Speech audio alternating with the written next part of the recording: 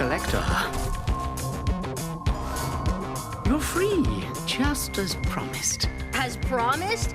I remember someone throwing me off a bridge. I'm not angry, though. Say, you want to play tag? I'm it. Finish him! Hey, yo, what the f?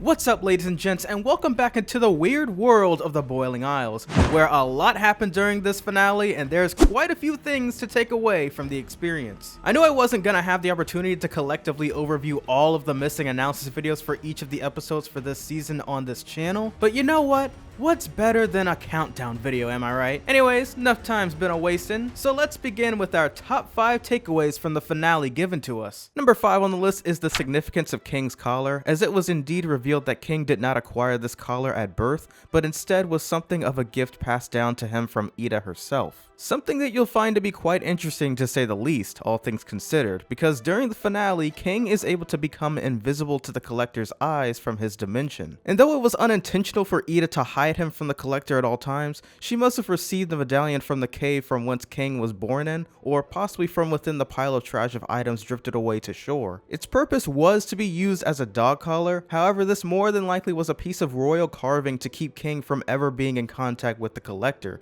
as his powers are far too dangerous and catastrophic. No way! Are you his little Titan baby? I've always wanted to play with you, but your dumb pops hid you. Before I go any further, Brad Breek, you did a fantastic job of capturing the perfect soundtrack for this character, which brings me to my 4th takeaway from this episode. And that's, of course, the Collector and his potential origins. This finale makes me believe that the Wailing Star may be more of an important part of the show than we realize, as it's a star that possibly wails for the Collector's return, and that the powers it presents to the library is only but a trace of power that the Collector possesses. Which, by the way, stems from one of my personal favorite episodes of the entire show back in Season 1, Lost in Language. An episode that included some of the funniest gags. Let go of her!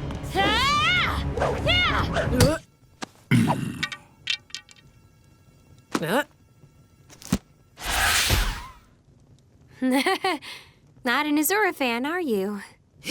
And was animated better than the friggin' Season 2 finale because it wasn't by Sugar Cube Animation. But moving right along, he is known to be the boy that fell from the stars, and Philip feared him from the very beginning, more than likely knowing of his raw power for centuries and the risky nature of freeing him. And yeah, it's an insane theory, but come on. You telling me you don't kinda think it's brilliant?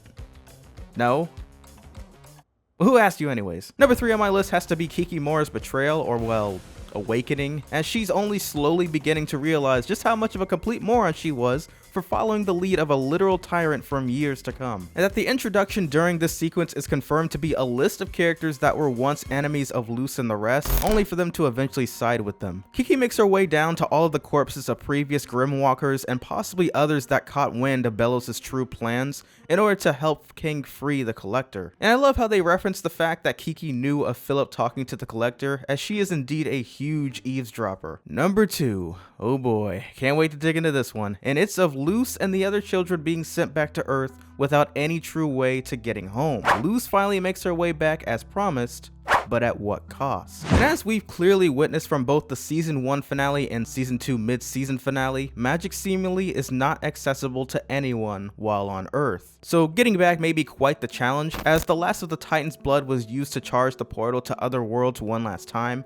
and it must have been destroyed in the midst of the Collector's havoc. But it was also disclosed to us earlier this season that not only did Luce unintentionally assist Belos in finding the Collector, but also managed to successfully stumble upon multiple leaks to different time holes. Meaning that maybe, just maybe, one of the survivors from the chaos can suddenly go back into the past and change history.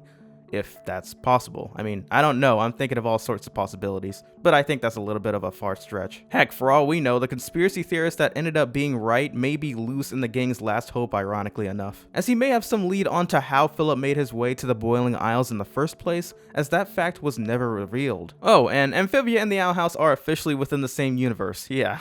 Number 1 on my list is without a doubt Philip's true cursed form, and the survival of him even after being demolished by the Collector himself, as he's soon diminished down into nothing more than mush after transforming into his cursed form after centuries of using palisman and others' magic for his own life expansion. And even as sickly and dead he may have seemed, like Toffee almost, the very last seconds of the episode show that he's similar to a symbiote-like creature now, somehow able to commute around much like a leech that thrives off of the life of others, or maybe perhaps not.